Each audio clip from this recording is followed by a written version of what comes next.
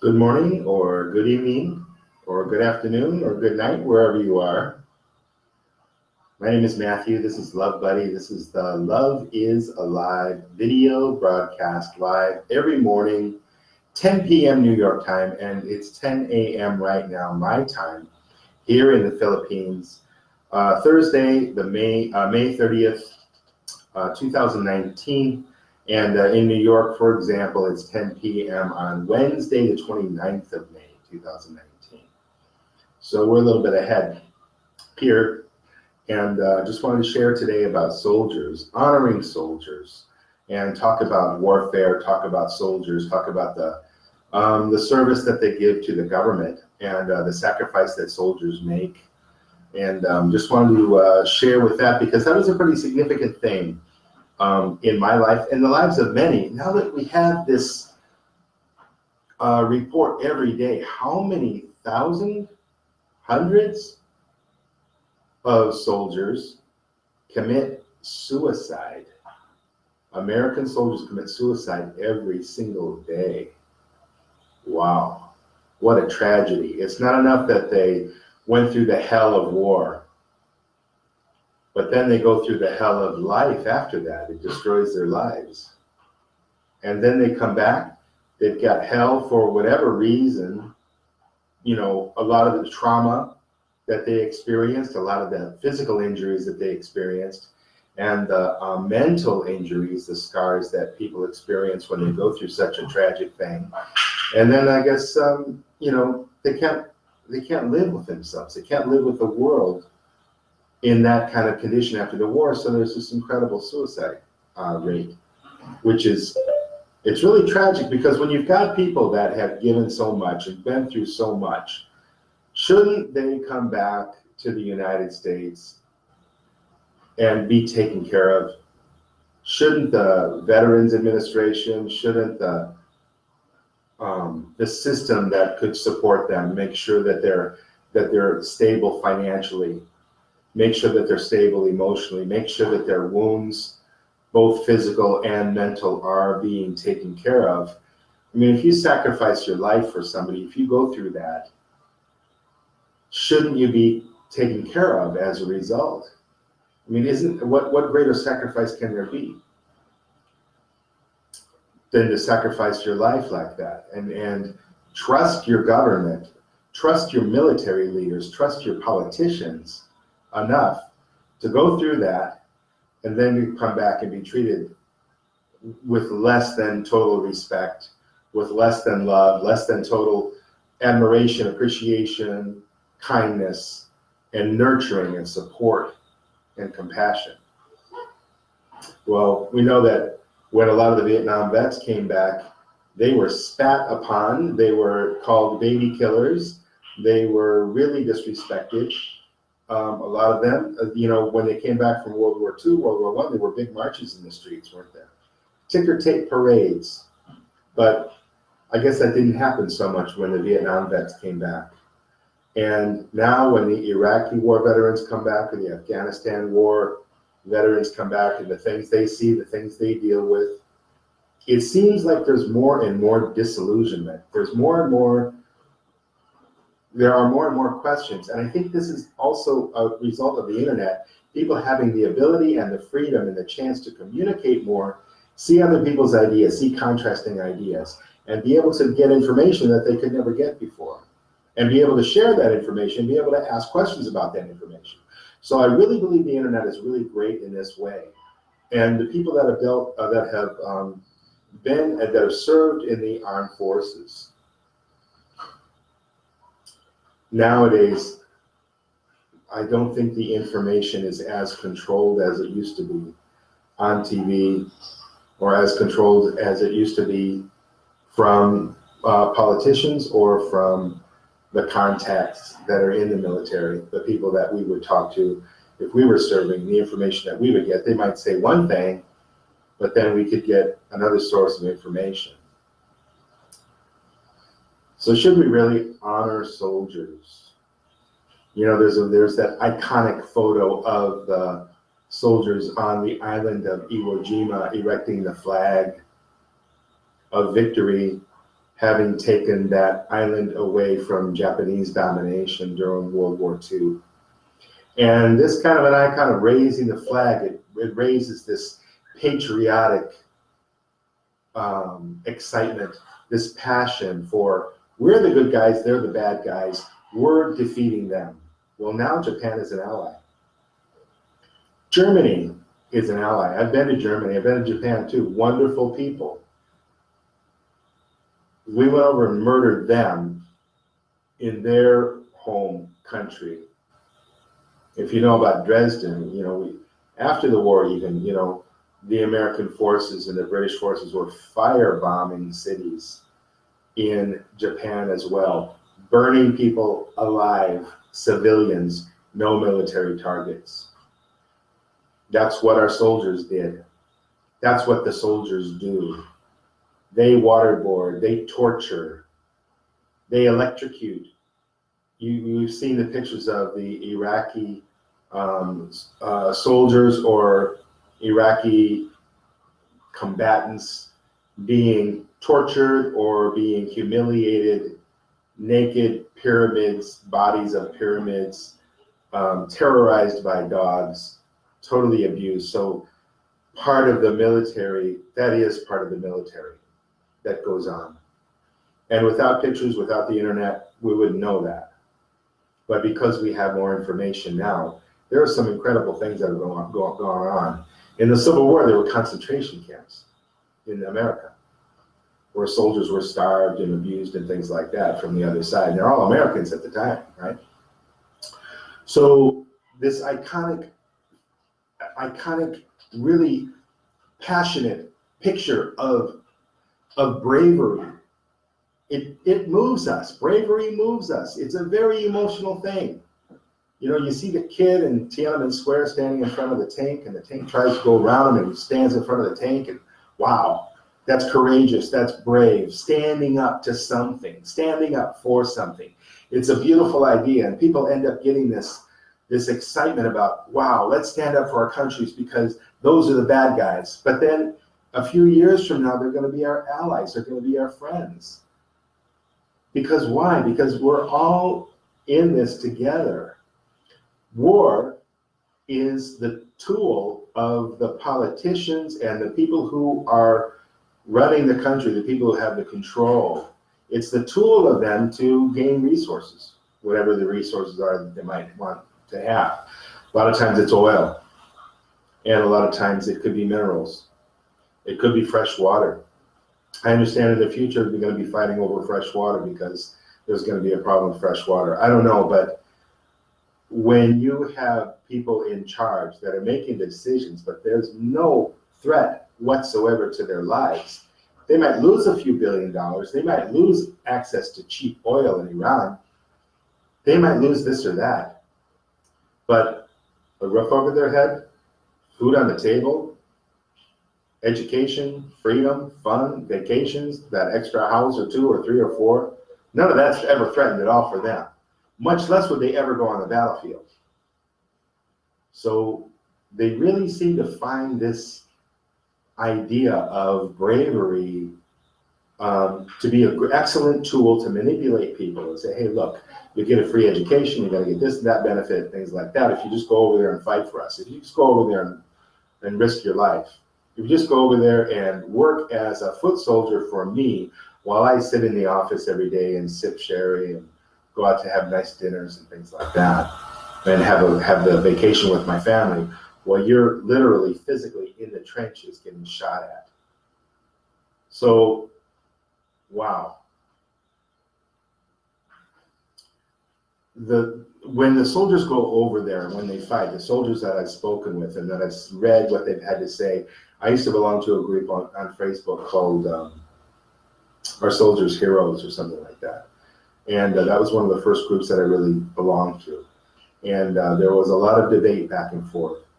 And the idea that I had, as I've mentioned before, when I was a kid, I don't know, 7 or 8 or something like that, watching TV and seeing the Vietnam War on TV, I asked my father where Canada was, because right away I felt, my personal conclusion was that I wasn't going to do that. I wasn't going to go through that. There was no reason for me to go through that. Whatever reason it was kind of irrelevant, kind of obscure, kind of fabricated.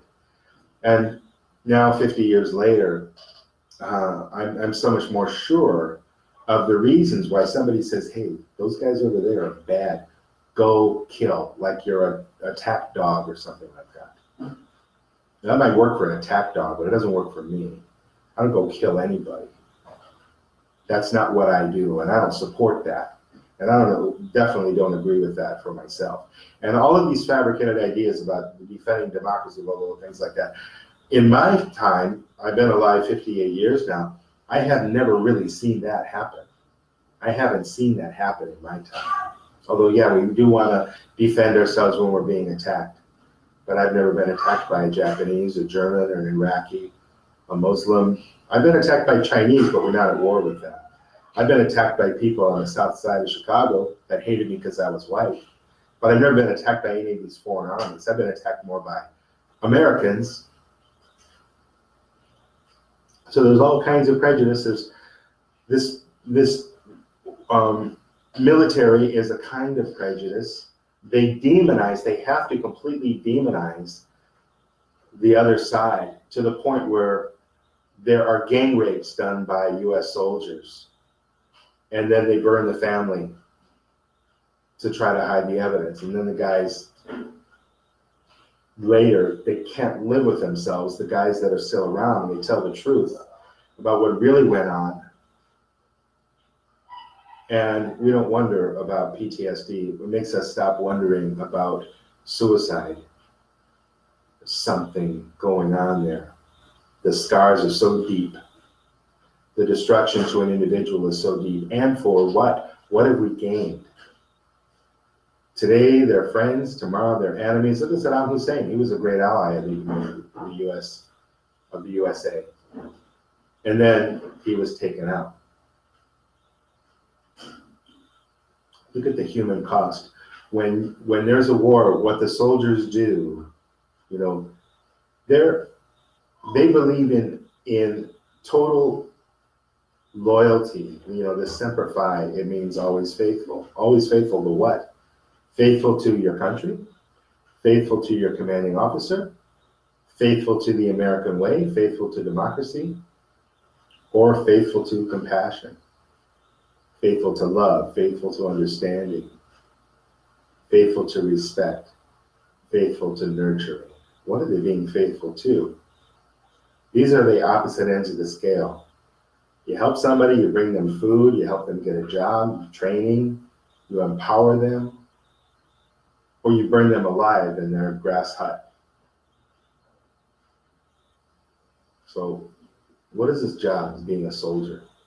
I get a lot of feedback from soldiers. They say, hey, you know, we build roads, we do this, we do that.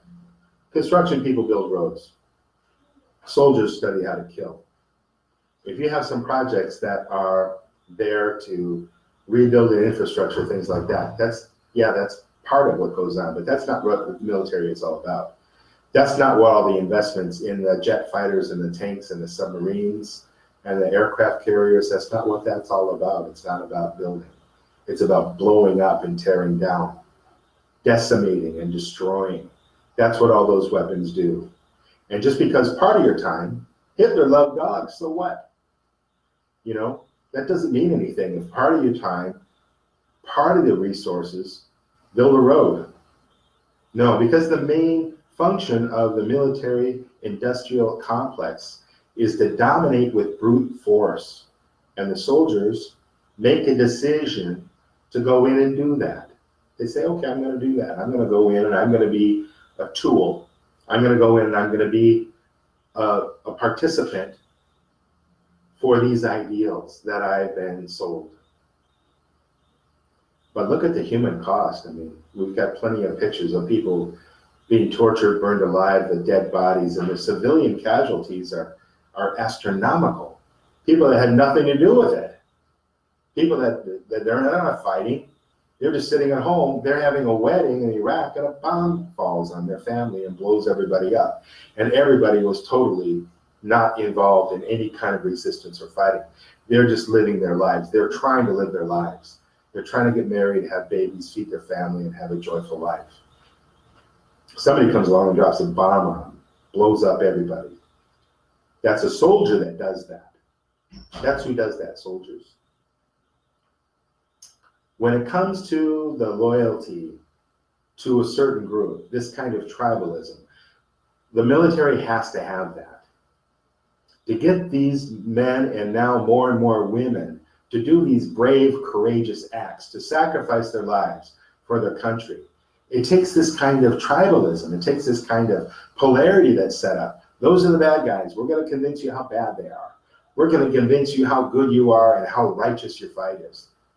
And if you snitch, like in the police force, if you're beating up somebody, if a white policeman is just shooting another black man when he reaches to show his ID, there's kind of a loyalty there. Now, this is based upon the principle that the mafia has, where you don't snitch, you don't tell, you're not a rat. Well, this applies to the military and applies to anybody who's getting involved and watching and witnessing brutal acts of murder and torture and things like that. If you want to get away with that, look at the governments, especially the U.S. government, and the amount of secrets that they keep. They wouldn't even release the information on JFK. That was 1963. How many years has it been? And they plan on releasing that information, but they don't. Why? Because they have to deal in secrecy. If I'm going to do evil things, I'm going to say, shh, don't tell anybody. And that's the common denominator of any group that's up to no good. A group that's not love-centered, but a group that's more power-centered. That's not about love. Love is about full disclosure. Love is about honesty. Love is about openness. Love is about communication.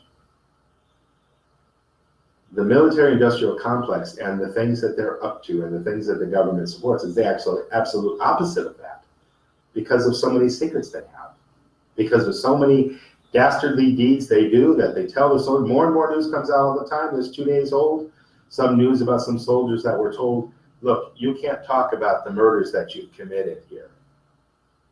Totally defenseless people getting killed.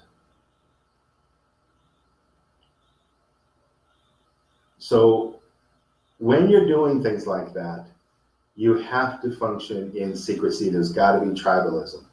This is all created for doing these nasty deeds, killing people, torturing people, stealing things.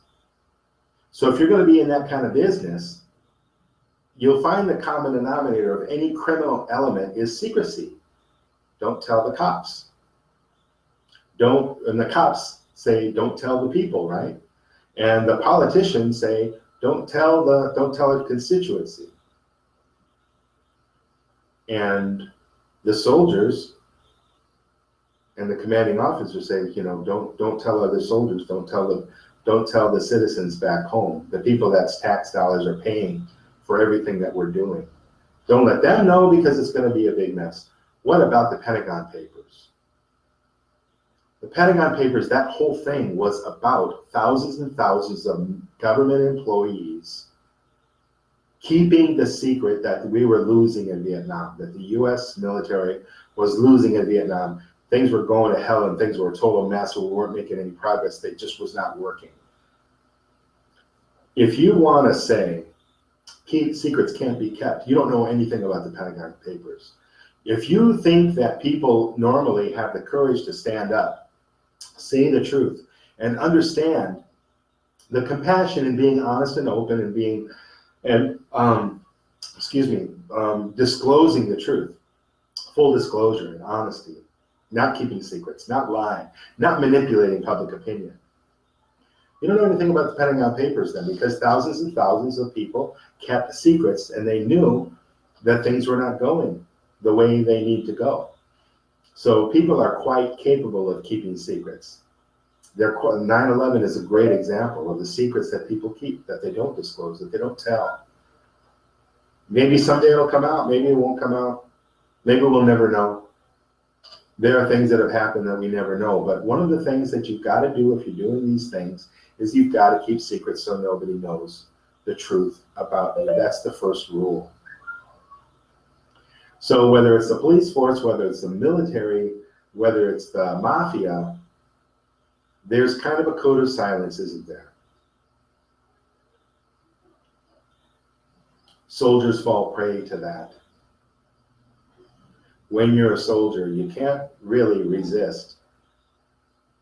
For example, I noticed after I went to China just how much control there was over the American mind, the American behavior, the American speech. For example, if I went into a bar and I said, I think those soldiers blew it. I don't think they should be in Iraq at all. I think that's a big mistake. I don't think they're doing any good over there.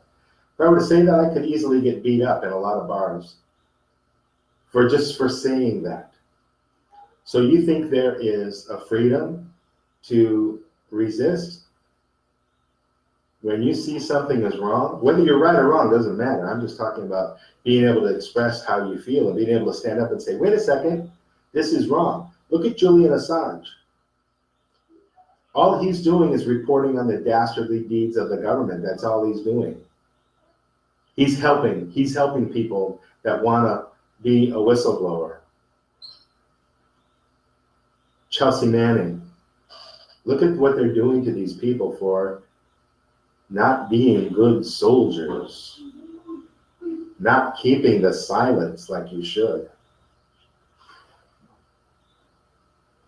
Okay, so that's the sign of a lemming, right? Follow along, keep the secret, don't tell, don't stand up for what's right, don't stand up for love, but stand up for the principle that what we're doing is right. And in the end game, after it's all over, you'll see that what you've done, this is one of the big lies. I talked to a soldier, and this is during the days, my early Facebook days, and he was saying, look, I'm going to try to change the system from the inside. Yeah. How'd that go? I don't think it went very well. And when I was a teacher in China, and I worked within the Chinese education system. The schools that I worked with, the principals were not educators, they were businessmen. It was all about extracting money. You should see the vehicles these guys drove. You should see the kind of life they lived. It was not of an educator. It was not of a person who's nurturing and trying to teach the kids. It's of somebody who's working the system so that they can get all the money they can out of it. They're using education as a tool to do that. So what's the sign of love? The sign of love is standing up for love, not standing up for some tribalism, standing up for some brutality, standing up for patriotism or nationalism. Very rarely is that love. Sometimes, yeah, stand up for community. Sometimes, yes, we want to elect somebody in office who's going to be more fair, who's going to help people, things like that. But in general, we don't really see that occurring because the bulk of the people don't really understand what to stand up for. The bulk of the people still think that Iran is a threat to America. How could Iran possibly be a threat to America? America has been at war 99% of the time of its existence. Iran has been peaceful for 200 years, except for when the Americans were supporting Iraq to attack Iran. But generally, Iran's been a very peaceful nation. Hezbollah aside, in general, USA has no right to say, oh, they're a threat. Let's go over there and kill them all. How many times have we done that? And the soldiers go along with it, and I don't endorse that. I believe in honoring people, individuals, whether they're a soldier, whether they're a police officer, whether they're a mafia don, or whether they're a school kid. Honor individuals. Honoring is part of love, part of respect, part of kindness, part of compassion. Honor people, yes, respect them. But do we honor war? Do we honor killing? Do we honor secrecy about things that really people deserve to know about that's being done with their money? No, I don't honor that. I don't respect lies. I don't respect murder. I'm not afraid of these people. I'm not going to be afraid to tell the truth, to be honest, to disclose what's going on, full disclosure, because that's what love is. It's not a principle, it's reality. You don't have to fabricate any principle. You don't have to make up any semper fi, always faithful. You don't have to make, I don't have to be faithful to any tribe. I just believe in love, and I believe in doing what love is. That's the right thing to me. So honor the people, yes, absolutely, of course. And we don't want to create a situation where I hate you because you're this. I hate you because you wear this uniform. Or I hate you because of this or that. Or because you made this or that mistake. There's no solution. Even if we're frustrated, even if we're angry. When I was in Vietnam, I remember sitting in a shop while a friend was getting a SIM card for his mobile phone.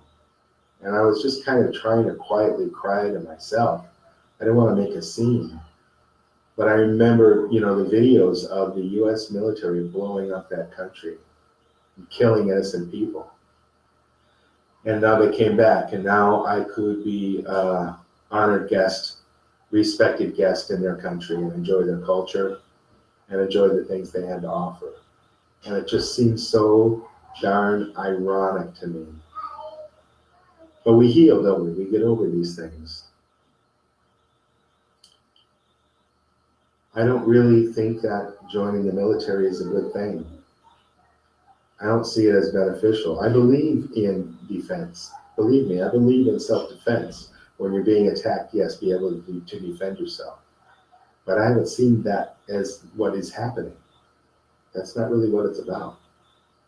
There's other things going on. And now with the U.S. gearing up to attack Iran, before they can get nuclear weapons, they kind of backed down, didn't they, from North Korea? Because North Korea was able to blow up a lot of South Korea, and they had nuclear weapons. And that would have been just a huge mess. Iran's another story. Iran's a threat to Israel in Israel's mind, just because they're there. So the U.S. is talking about invading and attacking Iran, and that's not going to happen without the soldiers. I don't blame anybody but me for this finger on the trigger. That's my finger. It's attached to my body. And I have a brain and I can decide what I want to do. And every single soldier has that same decision. You can decide what you want to do. Don't blame your commanding officer. Don't blame the military industrial complex. Don't blame the politicians. And for heaven's sake, don't blame the Iraqis or the Iranians or anybody else. It's on you, what you do. And that's my opinion about soldiers. Once you know better, once you've had a chance to know the truth, it's on you what's going on. If you've been deceived and lied to, okay, that happens and we make mistakes. But once you know how much of a scam is going on, and once you understand that, is it right to go to another country and murder somebody in their home when they have done nothing to me at all? Once you kind of get that, then it's on you as an individual. I don't blame the leaders. There's going to be nutcase, psychopath, sociopath leaders forever that get in a position of leadership. So I don't blame them. I think that we're not to blame, but we are responsible for what we do, for the decisions we make, and who we support, and what we stand for. Are we standing for compassion, understanding, nurturing, working together, having peaceful interactions with each other, and cooperating to make the earth a wonderful place? Or are we committed to murdering others based upon some fantasy fairy tale fabrication that just gives somebody more power? Who's just sitting in an office and not risking anything about their own lives, including their own children too? Okay, so this is love.